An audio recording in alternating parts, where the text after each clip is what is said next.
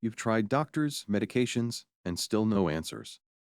What if the healing your heart longs for is just one surah away? In a world full of medicines and machines, sometimes healing comes from a place beyond this world.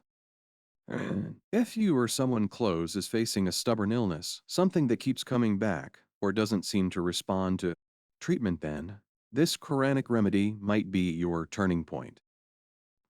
Here's the powerful practice. Recite Surah as Sajda 3 times with complete focus. Blow gently on a glass of water. Let the patient drink this blessed water, believing firmly that Allah is the true healer. Do this every day. Don't rush. Healing takes time.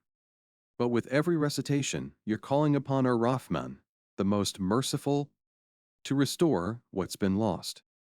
Because where science stops, faith begins. And the Quran is not just a book. It's a healing for the heart, body, and soul. Try it. Believe in it. Let your healing begin. One verse at a time. Drop a 100 if you read this far. This shows that you are the part of 0, one who actually finished what they start. If you are serious about changing life, then make sure to join our movements by living as a follower.